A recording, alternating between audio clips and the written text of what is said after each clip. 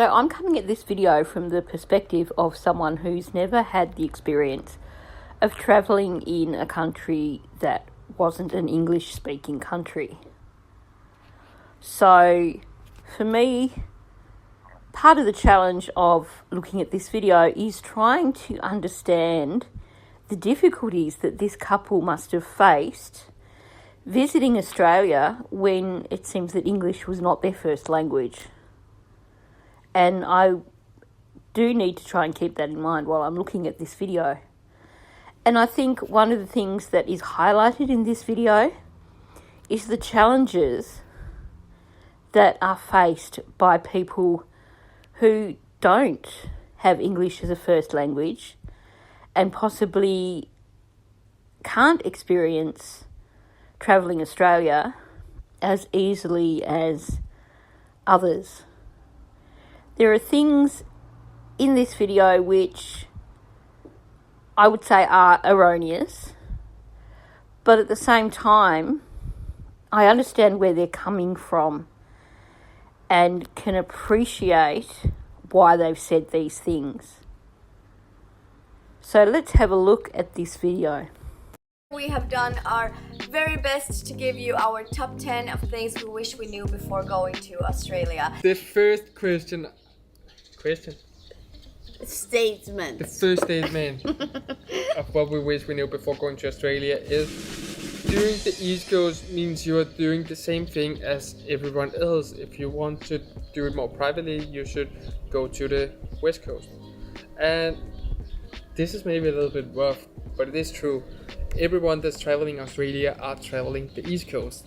Yeah. And the East Coast have 10, 15 maybe good destinations. Yeah. So everyone is going to those 10, 15 good destinations. So it's becoming a party thing. Everyone is coming there, drinking, you're meeting the same people. It's pretty fun because the people you're meeting here, you're meeting again later on. It's a great opportunity to make a lot of friends because even if you're not doing exactly the same tour, you will still end up meeting a lot of them again. But at the same time, your experience maybe not be so unique as well. It's losing a little bit of the uniqueness. Yeah. But it's still so much fun. Yeah, you will always have your own experience with certain things, and it's all about mindset in the end. Just be aware that it's also going to be very touristy in some areas because you are going to do the same stops as everyone else. I think with this particular statement, the whole thing needs completely reframing. I'm just going to say this. If you're visiting Australia, don't book one of these touristy tours, because yes, you will end up travelling with a bunch of people and you won't get to appreciate Australia properly. There are far more than just 10 places to visit on Australia's east coast, and my suggestion would be that you might want to use public transport if you just want to travel between the major areas, or do what a lot of people do and either hire a vehicle or buy a cheap vehicle for your trip. Allow yourself enough time to do it properly and do it in your own way. Travelling with a bunch of people from Europe, presumably, is where they are from. You're not really going to get the experience. And I do want to talk about my experience from my last road trip up the East Coast. I had heard so much about Byron Bay. Now, I'm hopefully not going to offend too many people here, but I'm not going back to Byron Bay anytime in the near future, and this is why. I had driven for quite a bit of time through the day because it was such a hyped up place that I thought, well, yeah, I want to go check out Byron Bay. I've never actually been there, so I'm just going to drive flat out for most of the day and then figure things out when I get there. So I got there just as it was getting dark, And what I discovered was that it was like Schoolies Week, but it was Schoolies Week all year round. It seems that Byron Bay is the place that tourists from overseas, and particularly European tourists, go to just get completely plastered. And what I found was the whole place was just full of drunks. And it was probably a Friday night, I'm not even sure if it was. But it was so touristy. There were so many people who were just treating it as a party town. And it was just not a pleasant place to be. So I understand what she's saying there about all these tours just being big party tours. And it sounds like clearly Byron Bay is one of the destinations on these party tours. So my strong advice for anyone planning on travelling to Australia is don't book these tours. Figure out your own travel. Don't travel in herds like this, because you're not going to get to enjoy Australia properly. You're just going to be packed in with a bunch of tourists and really not appreciate what Australia is really like.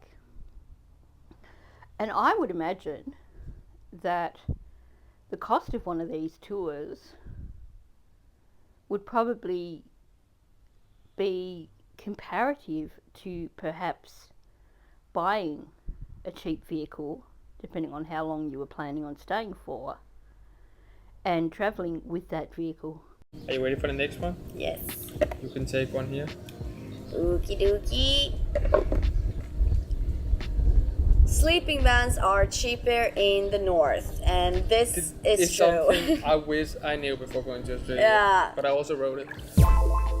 We was in Melbourne and we decided to plan our whole trip with an agency because the sleeping vans was so pricey in Melbourne. Yeah, our So dream was to travel with the camper van, but because they were so expensive in Melbourne, we ended up buying a bus pass instead for the whole trip, and also stressing over to travel agency. Yeah, so when we got to Byron Bay, I think, the prices started to drop in the sleeper van, and it hurted a little bit to see it because now we have already been planning all our trip. Yeah. I'm going to guess, based on the image that they put up on the right-hand side, that they were actually talking about the cost of buying a camper van being far cheaper the further north you get, as opposed to rental costs. I personally think that if you were going to do Australia, you'd be a fool to spend a fortune on rentals, because if you do it properly, then you should be able to find a cheap enough vehicle that you can drive while you're there. It makes sense that vehicles are going to be perhaps, or camper vans are going to be perhaps cheaper the further north you go, because that's kind of the more popular area for overseas tourists, so, and for travellers. So chances are there's a lot of people who've done their travel and who've decided to sell their vehicle before heading back home in the northern areas of Australia. It makes sense. I hadn't actually thought about it that way, or perhaps it is just cheaper buying vehicles in Queensland and Northern Territory and stuff. Perhaps people who live up north can help me out with that one. Next one. Booking in advance is a must. Yes, it is. It really is. Like, if I have fellow Asian backpackers here, just like whatever you've been doing so far, it's not going to work in Australia, because you need to be at least 1 to 2 weeks, if not 4 weeks sometimes. If you want to do special destinations travel, then you really need to book everything in advance. We did the Fraser Island tour. We have to book that 4 weeks in advance. Just be aware of that. You're gonna have to do a lot of planning on your own. If you don't want to do that, like we ended up not want to do that, we booked with a travel agency. However, I just want to pinpoint this because yes, they can make it very smooth for you and make it fast so it looks cheaper, but they also make it cheaper with accommodation and stuff. So it's still a very good thing if you're a solo traveler and you want to meet a lot of friends and maybe party.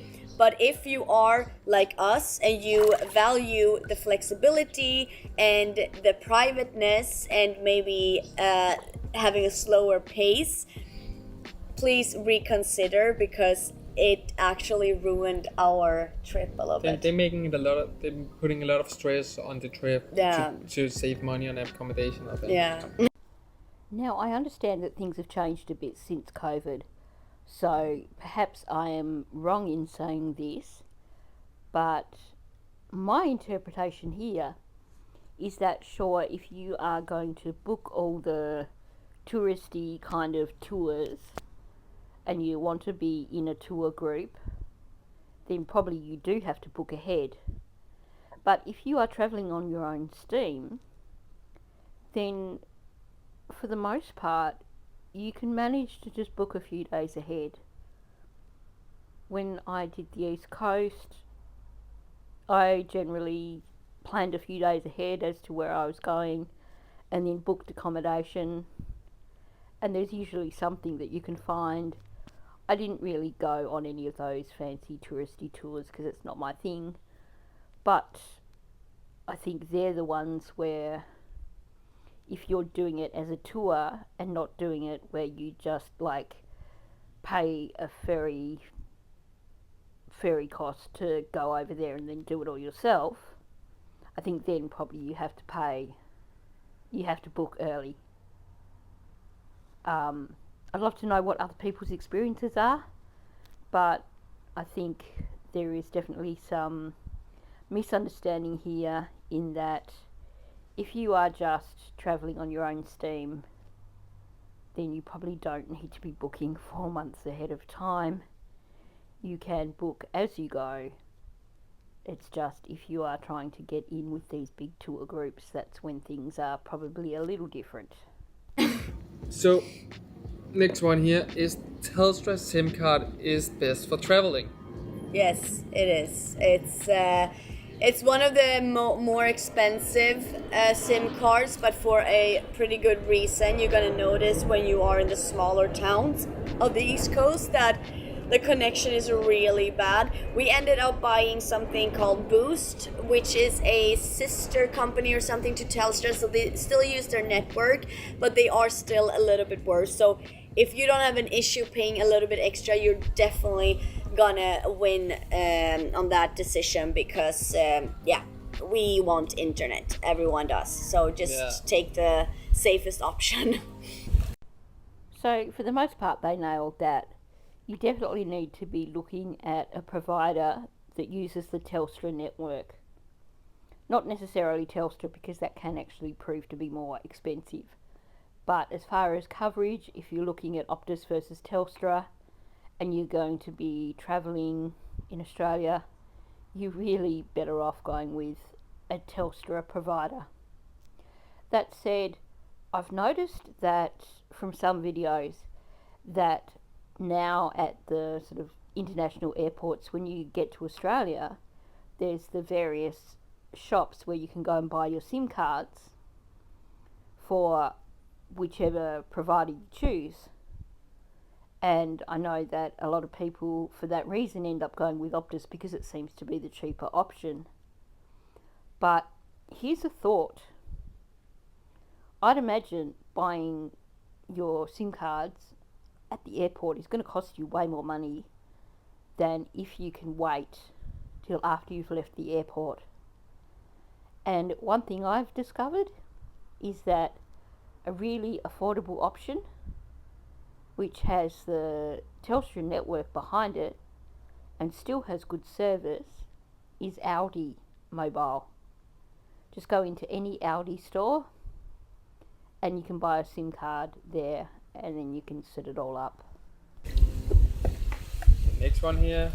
The weather is unpredictable, and this goes for the whole country, I would say, but especially in for Melbourne. the 4 seasons a day weather you're going to meet in Melbourne.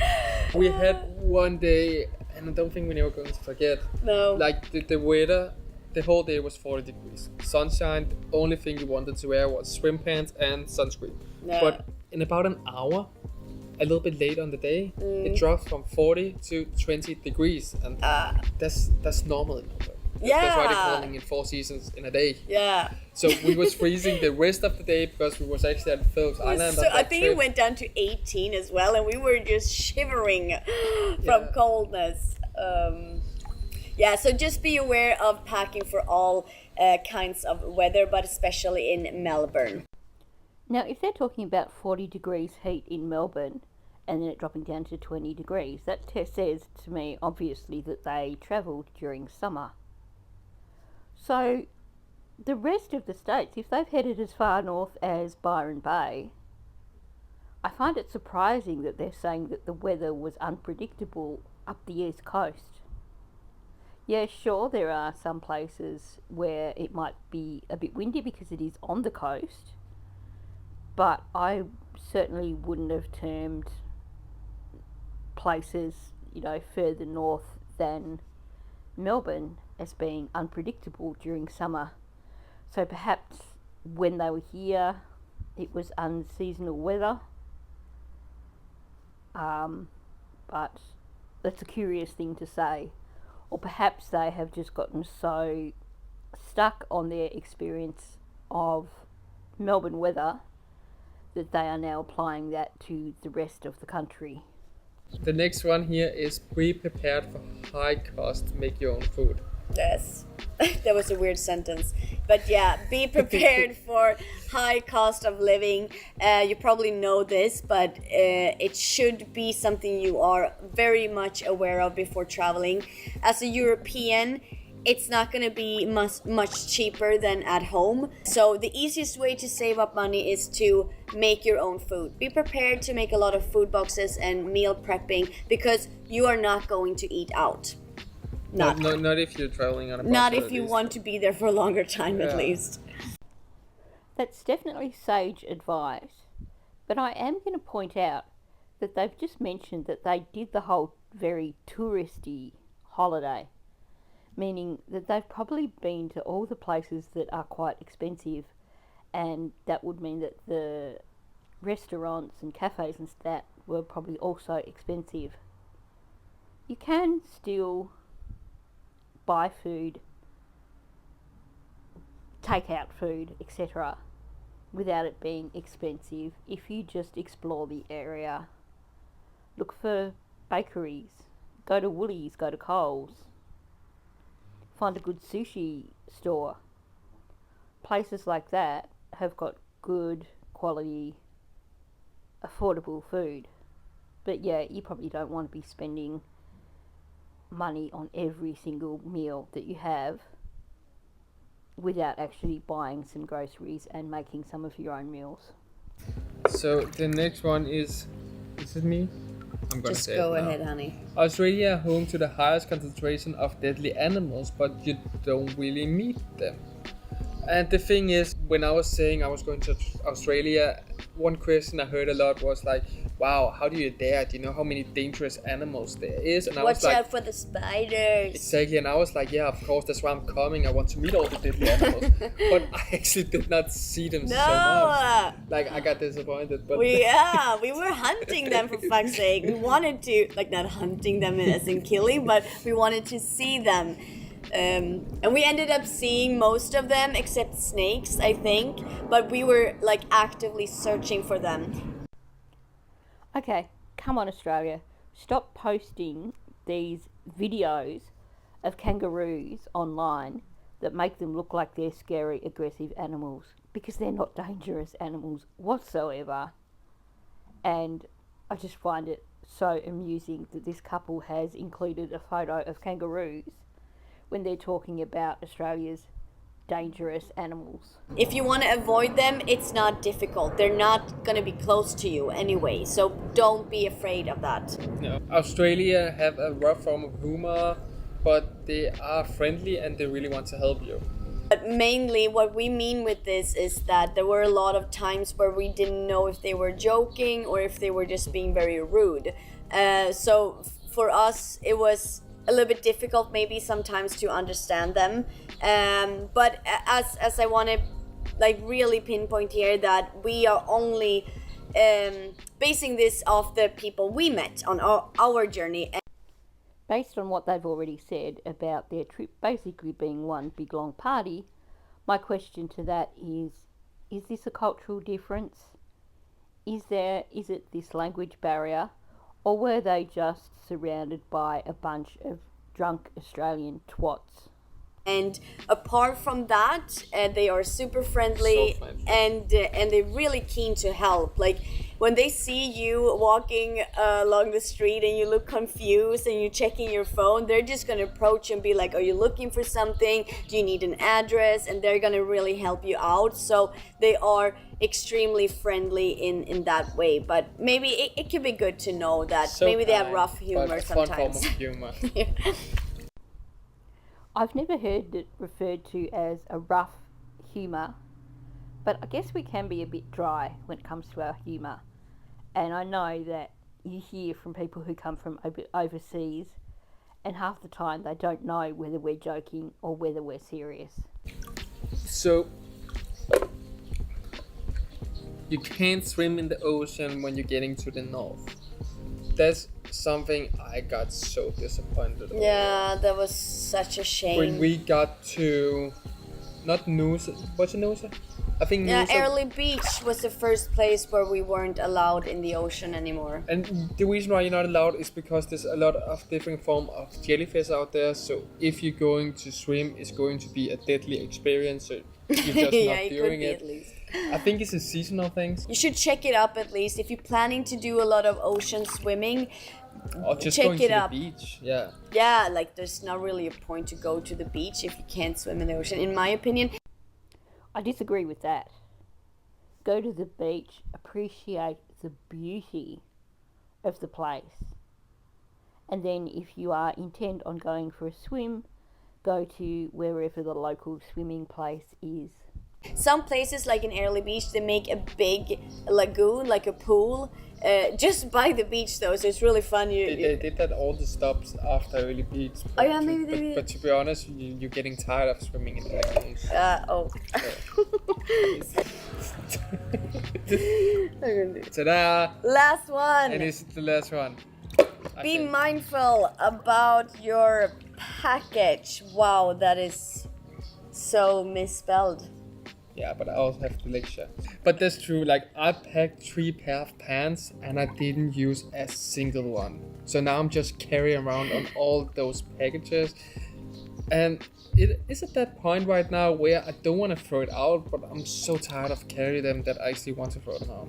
So, translation for anyone who didn't quite pick up on that, they're talking about not overpacking for travelling to Australia, because you're not going to need 3 pairs of long trousers if you're travelling in the northern part of the country. I would say, for people intending on travelling to Australia, take a leaf out of the book of other people who've travelled here before. One Pack Wanderers, they come to Australia, and if they need more clothes, then they go op shopping. It's a cheap option, and then it's not clothes that you're overly attached to. So if you've had to buy warmer clothes for, like, if you're heading down to Tassie, then you can ditch them when you leave, and then you're still not lugging around a bunch of excess luggage. I found this video to be refreshingly different. In this video we get to see a different side of people who come to Australia. These are your, for want of a better term, backpacker types. The people who are going to come and treat it like a big party. The younger people who perhaps don't have the same sort of travel experience as some of the other people that we've seen on travel videos. And of course you've also got the language barrier there, which makes travel a little bit more challenging. Let me know what you thought about this video below. If you're new to my channel, please subscribe and please hit the like button.